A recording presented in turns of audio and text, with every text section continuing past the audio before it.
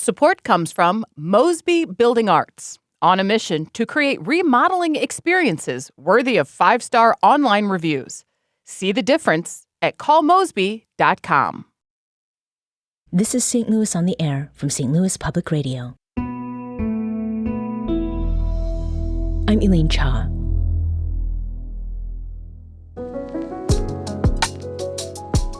Perimenopause has been all over social media for the last several months.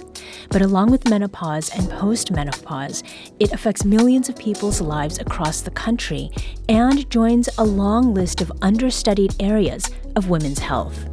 Morning sickness, endometriosis, menopause, migraines, PCOS. What's happening to your body? We don't know because we never really studied the female body. Dr. Makeba Williams is an obstetrician-gynecologist and certified menopause practitioner who's doing her part to try to change what we know and understand about menopause specifically. And she joins us now. Dr. Williams, welcome back to the show. Thank you for having me. It's a pleasure to be here. Were you rocking out to that? I did find myself moving to the beats. So, Dr. Williams, to set the stage, give us a quick rundown. What is perimenopause?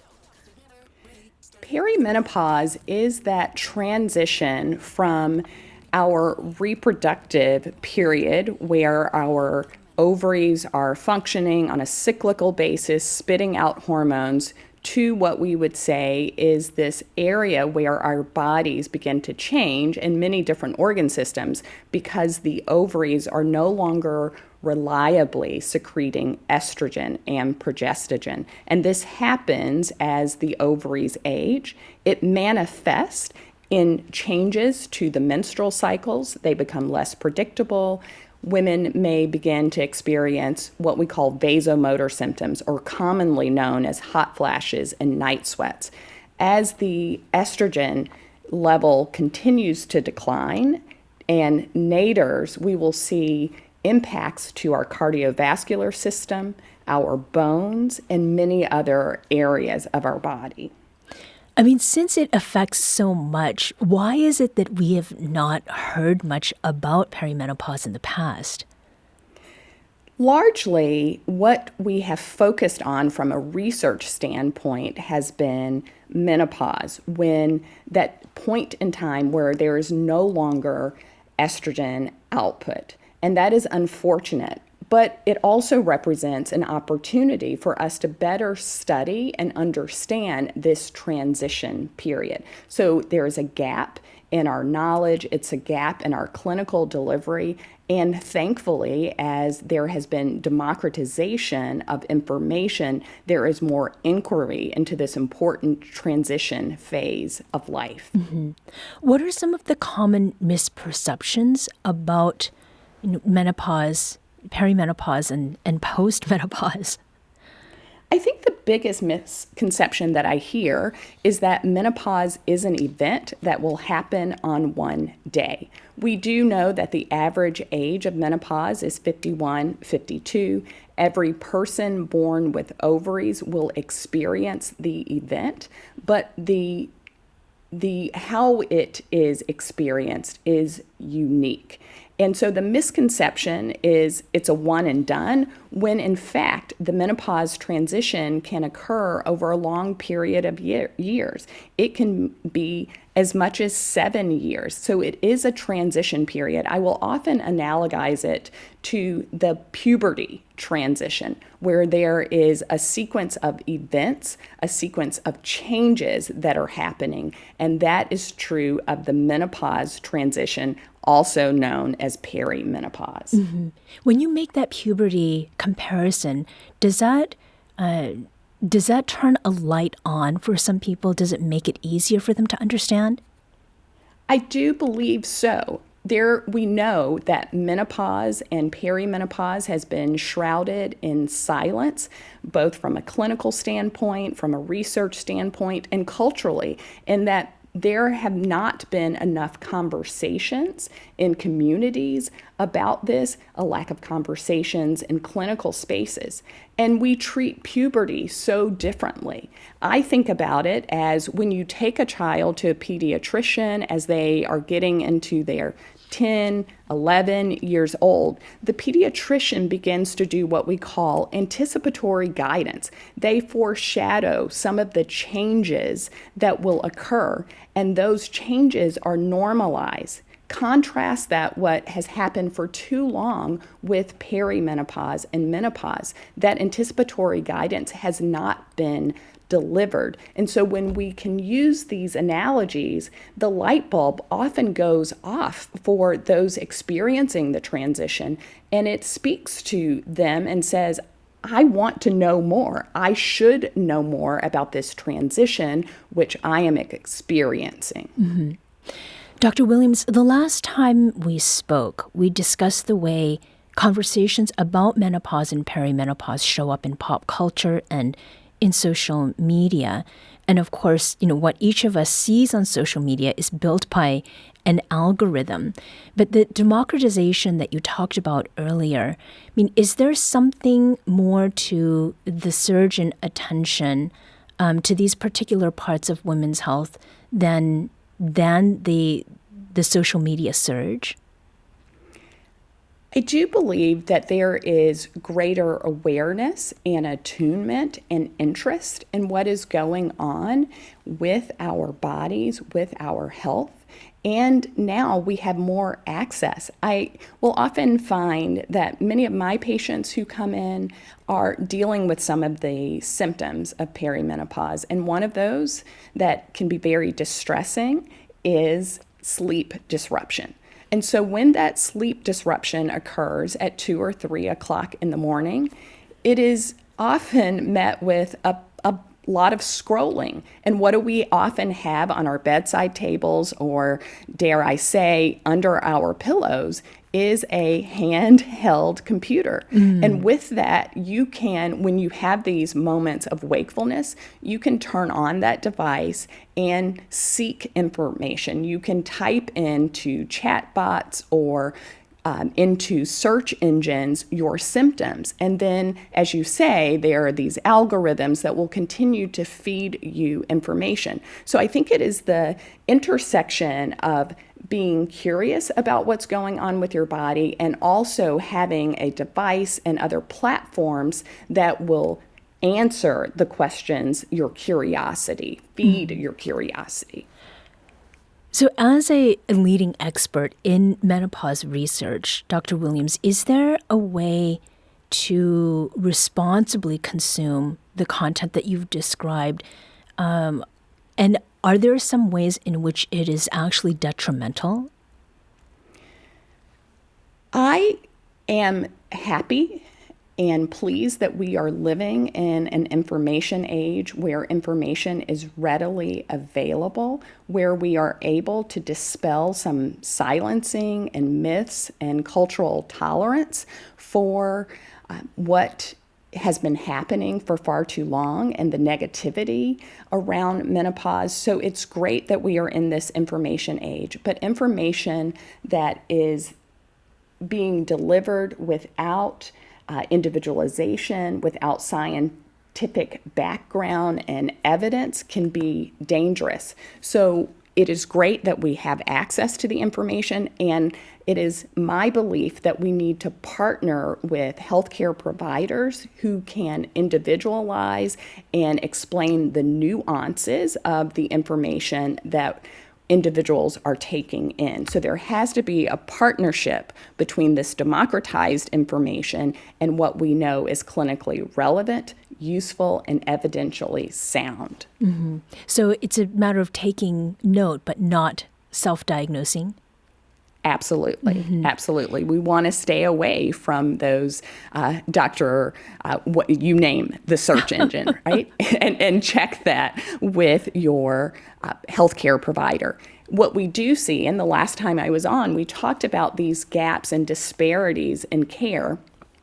And we know that some of those disparities in care stem from a lack of a relationship, a lack of trust with healthcare providers, and we see a differential use and reliance upon social media and other information sources depending on different demographics. So it is important that we are building these trusting relationships with healthcare providers so that women, those experiencing menopause, have a safe, trusted space to ask the questions, to have conversations, rather than relying upon social media and search engines alone. Mm-hmm. The disparities that you had talked with us about the last time you were on run largely along the lines of race and ethnicity, and then socioeconomic factors also play into this. Has there been any observed improvement in that since the last time we spoke? Certainly, my previous research documented the gaps, and that focused on the gaps as we saw them related to race, where I have shown that African American women will experience a longer duration of hot flashes and night sweats.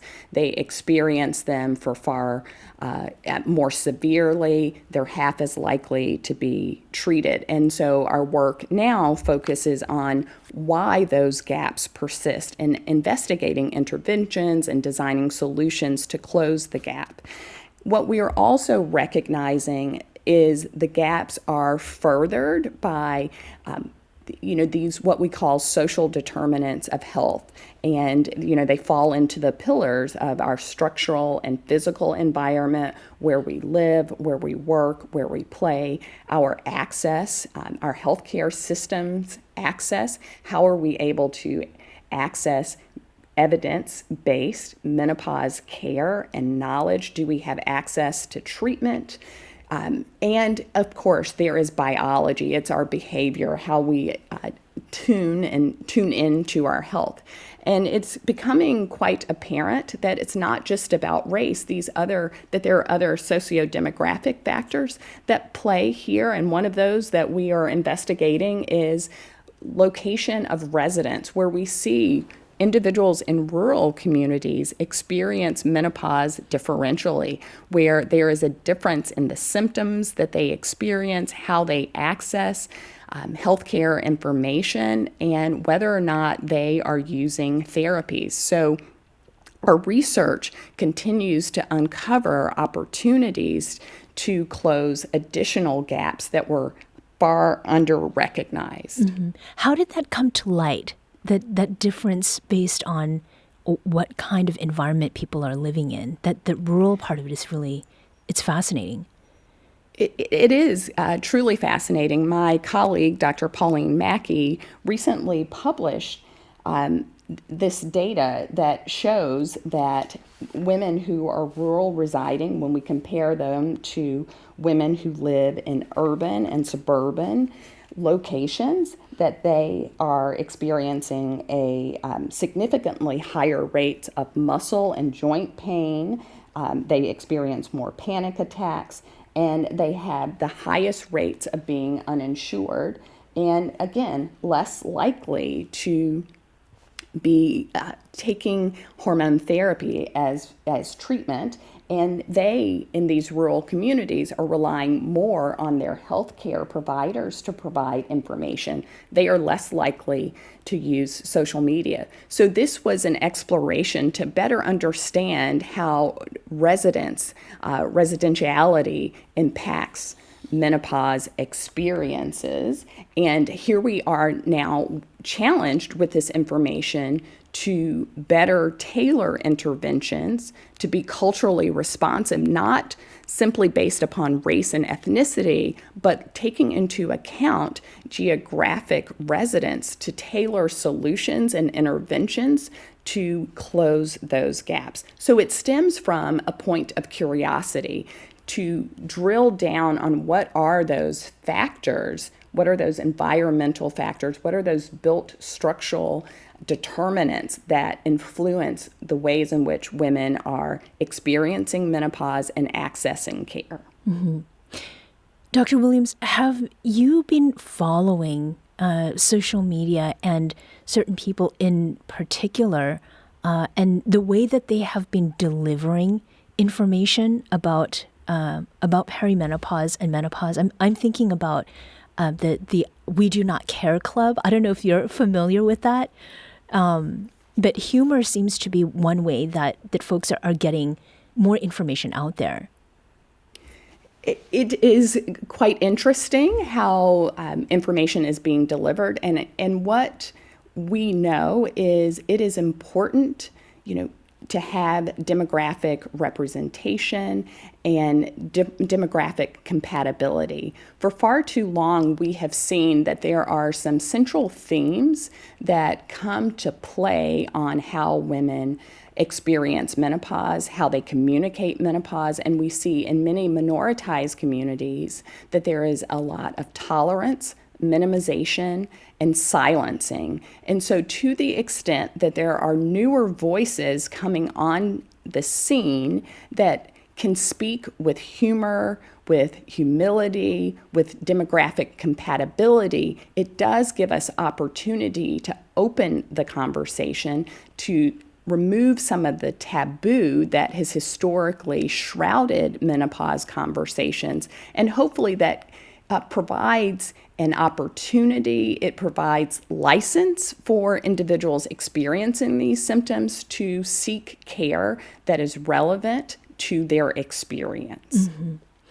Is there a piece of advice that you have for women who are seeking a practitioner who can talk with them about these things, especially if they've had the experience of not being listened to about their experiences with perimenopause and menopause?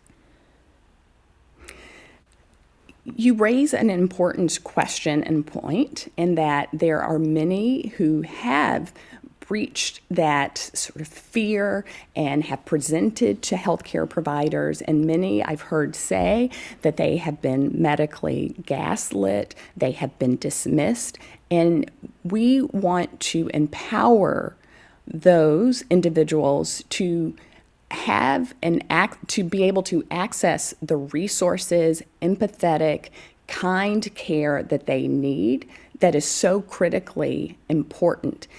At the Menopause Society, which is the leading organization, leading voice in the menopause conversation, we have a provider search engine where one can type in their zip code and find a certified menopause provider who is equipped with the knowledge and the skill to be able to deliver that empathetic care. I think that is a first step in making sure that you are aligning and connecting with an individual who is specifically trained and certified to be able to deliver that care. Mm-hmm. And that is an essential part of the work that I do, is training the next generation of providers so that when individuals are coming in with their symptoms, those that were rattled off in that catchy music, that they don't meet a provider that will gaslight them, that is not knowledgeable. So that is essential work, that we are building a pipeline of clinicians who can meet this growing demand. Mm-hmm. Dr. Makeba Williams is a St. Louis resident and an obstetrician-gynecologist and certified menopause practitioner. Dr. Williams, thank you so much for talking with us today. Thank you.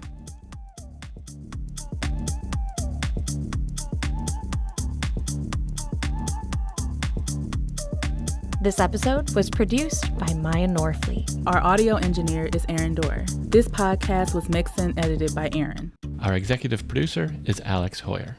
St. Louis on the Air is a production of St. Louis Public Radio. Understanding starts here. Do you find yourself regularly listening to episodes of St. Louis on the Air? Suggest us to a friend you think might enjoy our conversations, and leave us a review and rating on Apple Podcasts on the App Store. It's the simplest way to help people discover our show. Thank you.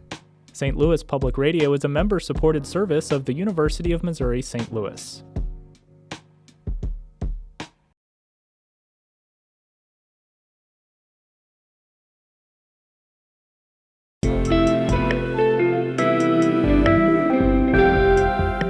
The Gateway brings you the day's news each weekday from around the St. Louis region and the state capitals in Jefferson City. Our schools are accredited. We don't need this bill. And Springfield. How many more years must pass before lawmakers see time is of the essence? I'm Abby Larico. Join me each weekday for The Gateway on the STLPR app or wherever you get podcasts.